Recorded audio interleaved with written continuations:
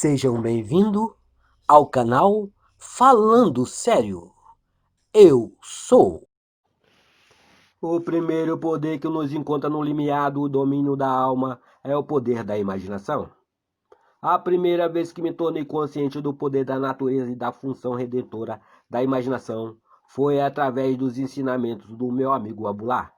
E através de experiências subsequentes, eu aprendi que Jesus é um símbolo da chegada da imaginação para o homem, e que o teste para o seu nascimento no homem era a capacidade do indivíduo de perdoar o pecado, ou seja, sua capacidade de identificar a si mesmo ou a outro como seu propósito na vida. Sem a identificação do homem com seu propósito, o perdão dos pecados é uma impossibilidade, e apenas o Filho de Deus pode perdoar o pecado. Portanto, a capacidade do homem de identificar-se com o seu propósito, mesmo quando é negado pela razão e seus sentidos, é a prova do nascimento de Cristo dentro dele. Se render passivamente às aparências e se curvar perante a evidência dos fatos é confessar que Cristo ainda não nasceu em você. Embora esse ensinamento tenha me chocado e de começo eu o tenha repelido, porque eu era um cristão sério e convicto, e por não saber que o cristianismo não era algo herdado pelo mero fato de se nascer em uma família de costumes cristãos, mas sim algo a ser conscientemente adotado como uma forma de vida. Somente mais tarde, através de visões, revelações do Espírito e experiências práticas, que o meu entendimento obteve a sua interpretação em um nível mais profundo. Mas devo confessar que é uma prova difícil refutar essas coisas, ainda mais quando são coisas que sempre nos deram como garantidas. Vês estes grandes edifícios? Não permanecerá aqui pedra sobre pedra, que não seja derrubada. Marcos 13, versículo 12. Não há pedra de entendimento literal que permanecerá inabalada depois de se beber a água do significado psicológico. Tudo o que tem sido identificado pela religião comum será jogado às chamas do fogo mental. No entanto, que maneira melhor há para entender a Jesus do que associar o personagem central dos evangelhos à imaginação humana, sabendo que toda vez que você exercita sua imaginação com amor em favor de alguém, você literalmente se torna um mediador entre Deus e o homem, e assim alimenta e veste a Jesus Cristo, e que pelo outro lado, sempre que você imagina o mal contra alguém, você está literalmente apedrejando e crucificando Jesus Cristo? Cada pensamento na imaginação do homem ou é o cálice de água fresca ou a esponja com vinagre nos lábios sedentos de Cristo. Que nenhum de vocês imagine o mal em seu coração contra o seu próximo. Zacarias 8, versículo 17. Quando o homem entender esse conselho, ele terá acordado do sono imposto a Adão e despertará para a consciência do Filho de Deus. Estava ele no mundo, e o mundo feito através dele, e o mundo não o conheceu. João 1, versículo 10. Muitas foram as vezes que me perguntei se minha imaginação é Cristo Jesus, e se todas as coisas são possíveis a Cristo Jesus. Todas as coisas são possíveis para mim? E pela prática eu vim a descobrir que, quando eu me identifico com o meu objetivo na vida, então Cristo desperta em mim, e que Cristo é suficiente para todas as coisas. Por esse motivo o Pai me ama, porque eu entrego a minha vida para que eu possa retomá-la. Ninguém a tira de mim, antes eu a entrego de minha espontânea vontade. Tenho o poder para entregá-la e o poder para retomá-la. Este é o mandamento que recebi de meu Pai. João 10, versículo 17 e 18. É maravilhoso saber que tudo que eu sinto é resultado do meu próprio padrão de crenças, que eu sou o centro da minha própria cadeia de eventos e que, conforme as mudanças acontecem em mim, elas acontecem no mundo ao meu redor. O mundo apresenta diferentes aspectos conforme se diferem os nossos estados de consciência. O que vemos quando estamos associados a um estado não pode ser visto quando assumimos outro estado. Por estado, eu digo tudo o que o homem acredita e concebe como verdade. Nenhuma ideia levada à mente pode se realizar a menos que a mente a aceite. Esta aceitação depende do estado ao qual estamos associados no momento em que essas ideias se apresentam. Na fusão da imaginação com estes estados de consciência, se realiza a formação do mundo como se vê. O mundo se revela de acordo com os estados a quais a sua imaginação se une. É o estado através do qual pensamos que determina o mundo objetivo em que vivemos. O homem rico, o homem pobre, o homem bom e o ladrão são o que são em virtude dos estados através dos quais eles enxergam o mundo. Da distinção entre estes estados depende a distinção entre os mundos destes homens. Individualmente, este mesmo mundo é completamente diferente para cada um deles. Não são os comportamentos e ações do homem que precisam ser adequados, mas sim o seu ponto de vista. Mudanças externas são inúteis se o estado interior não for alterado. O sucesso não é obtido se imitado as ações externas daqueles que são bem-sucedidos, mas sim as mesmas ações e modelos de pensamento. Se nós nos desconcertarmos de um estado, podemos a qualquer momento ver as condições e circunstâncias ligadas a ele desaparecerem.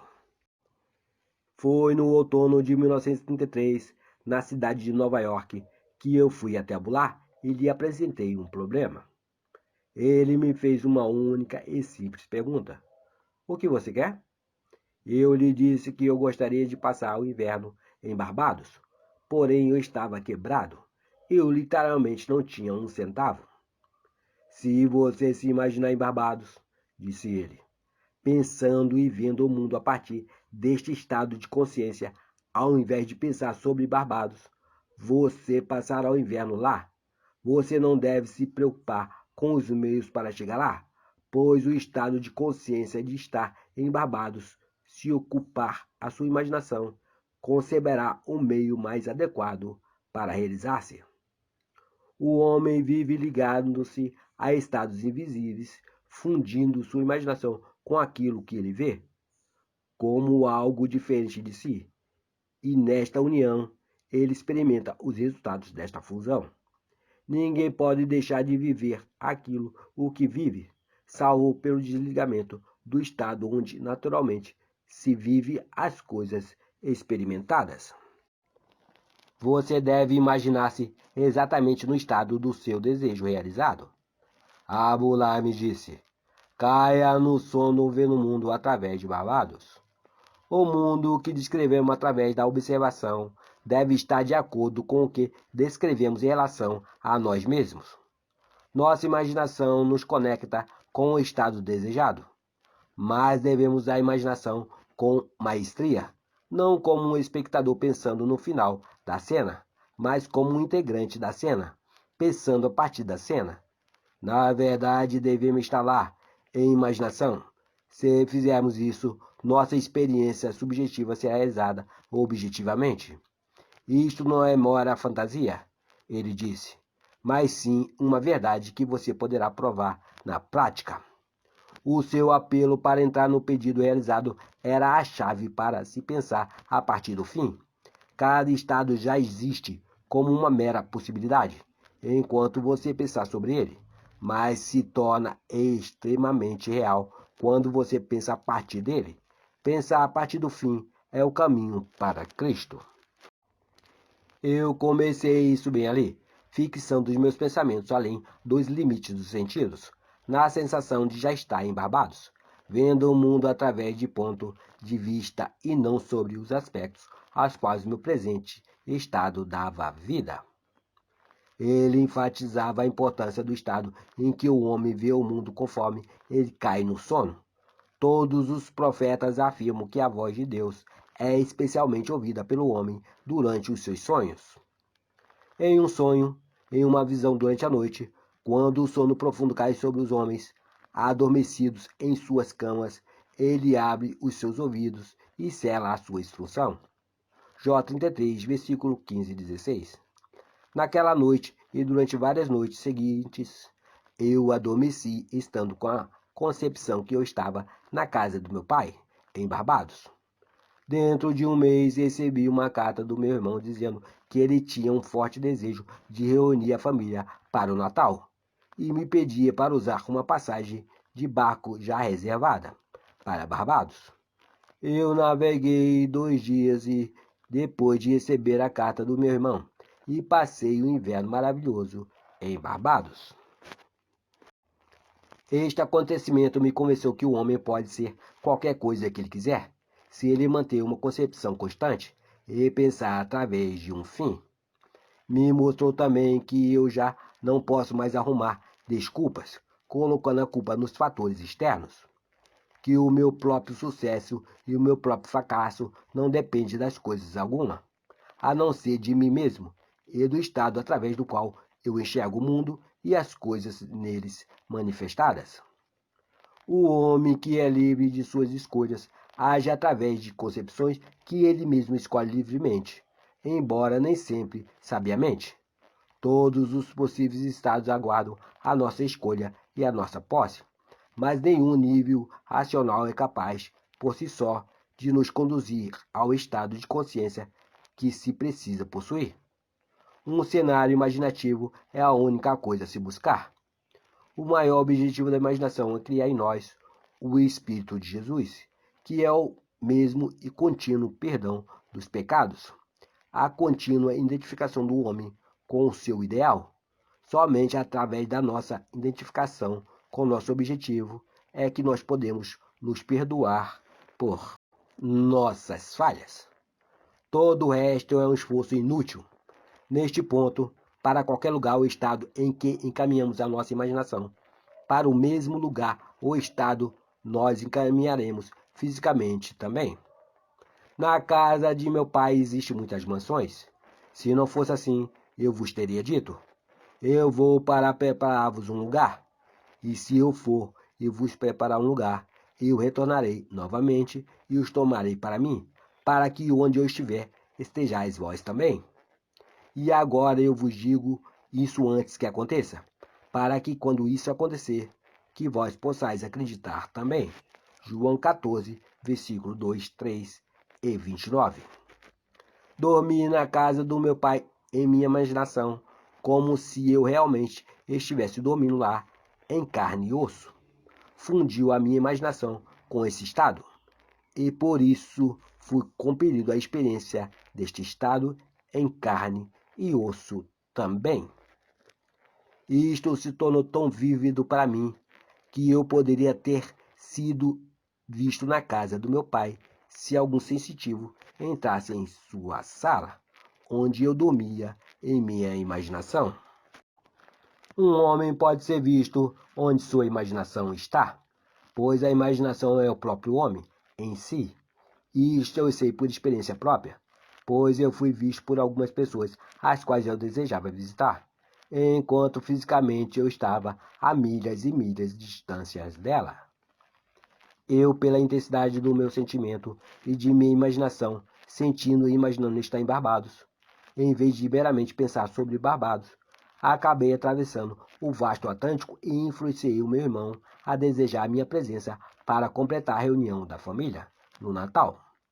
O pensamento a partir do fim, com o sentimento do meu pedido sendo atendido, foi a origem de tudo o que aconteceu como evento externo, tal como a iniciativa do meu irmão em me enviar uma passagem de navio. E isto também é a causa para tudo o que se evidencia como resultado. Em Ideia do Bem e do Mal, de William Broughton Yeats, após descrever algumas experiências semelhantes a estas que me ocorreu, ele escreveu: se todos aqueles que viveram eventos como este não tivessem sonhado nós teríamos que reescrever nossas histórias, pois todos os homens, certamente todos os homens de imaginação, devem eternamente conjurar seus encantamentos, glamour e ilusões, e todos os homens, especialmente os homens tranquilos, que não levam uma vida essencialmente egoísta, devem continuamente passar o seu poder adiante. Uma imaginação determinada, pensando através do fim, é o início de todos os milagres. Eu gostaria de lhe inspirar uma intensa crença em milagres, mas o milagre é apenas um nome dado à obra da imaginação, por aqueles que não têm conhecimento do seu poder e função. Imaginar-se a si mesmo com o sentimento do desejo realizado é a forma pela qual você entra em um estado e estudar ao estado a qualidade de existência.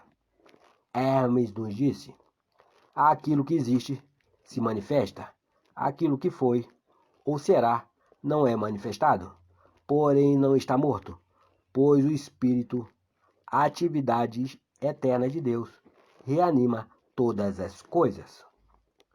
O futuro deve tornar-se presente na imaginação de quem almeja sabiamente e conscientemente criar circunstâncias. Nós devemos traduzir a visão em existência ao invés de pensar em um desejo, pensar através de um desejo. A imaginação deve se centralizar em um determinado estado e ver o mundo a partir deste estado. Pensar através do fim é uma intensa percepção do mundo do desejo realizado. Pensar através do estado desejado é uma vivência criativa. A ignorância em relação à capacidade de pensar através do fim é escravidão. É a raiz de todas as limitações às quais os homens estão presos. Se render passivamente às evidências dos sentidos é subestimar as suas capacidades interiores. Uma vez que o homem aceitar pensar através do fim como um princípio criativo com o qual ele pode cooperar, ele se redimirá do absurdo de sempre tentar alcançar seu objetivo pensando apenas sobre ele. Construa cada fim conforme o padrão do desejo realizado. Toda a vida é apenas o apaziguamento da fome e os infinitos estados de consciência através dos quais o homem pode ver o mundo são meramente um meio de satisfazer essa fome. O princípio sobre o qual cada estado é organizado é uma espécie de fome que aumenta a paixão pela autossatisfação de conseguir experimentar níveis de experiências cada vez maiores. O desejo é a principal força motora do mecanismo mental. É uma coisa abençoada. É uma necessidade justa e natural que possui um estado de consciência como seu equivalente justo e natural para ser satisfeita. Eis uma coisa que eu faço, esquecendo das coisas que ficaram para trás, eu caminho em direção ao que está adiante e prossigo até a marca. Filipenses 3, versículo 13 e 14. É necessário se ter um objetivo na vida. Sem o objetivo ficamos à deriva. Que queres tu de mim? É explicitamente a pergunta feita com mais frequência pela figura central dos evangelhos. Ao definir o seu objetivo, você deve querê-lo. Assim como a corça anseia pelas águas, assim anseia minha alma por ti. Ó Deus, Salmos 42, versículo 1. É a falta desta paixão direcionada na vida que faz o homem falhar em sua realização. Cruzar a ponte entre o desejo, pensar sobre e satisfação, pensar através, é muito importante. Nós devemos passar mentalmente de pensar sobre o fim para pensar através do fim. Isto a razão nunca poderá fazer. Pela sua natureza, ela está restrita à evidência dos sentidos. Porém, a imaginação, não tendo tal limitação, pode. O desejo existe para ser gratificado pela atividade da imaginação. Através da imaginação, o homem escapa da limitação dos sentidos e das amarras da razão. Não há nada que impeça o homem que pensa a partir do fim. Nada pode detê-lo. Ele cria os meios e desenvolve recursos ilimitados nas mansões do Senhor. E cada vez mais, não importa o que ele foi ou quem tem sido, ou o que ele é, tudo o que importa é o que ele quer. Ele sabe que o mundo é uma manifestação da atividade mental que se passa dentro dele mesmo.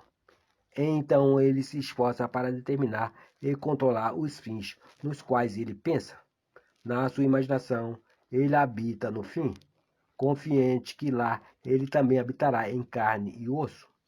Ele coloca a sua inteira confiança no sentimento do desejo realizado e vive dirigindo-se a este estado, pois a arte da fortuna irá testá-lo naquilo que propôs. Assim como o homem na piscina de Betseba, ele está pronto para entrar nas águas da imaginação, sabendo que cada desejo é como uma semente fértil para aquele que sabe como pensar a partir do fim. Ele é de indiferente à mera probabilidade da razão e confia que, através da imaginação contínua, suas concepções se manifestarão como fatos. Mas como convencer a todos os homens que o pensamento através do fim é o único meio? Como aplicá-los em todas as atividades humanas? Como revelá-lo como a plenitude da vida e não como uma compensação de uma decepção? Este é o problema. A vida é algo controlável.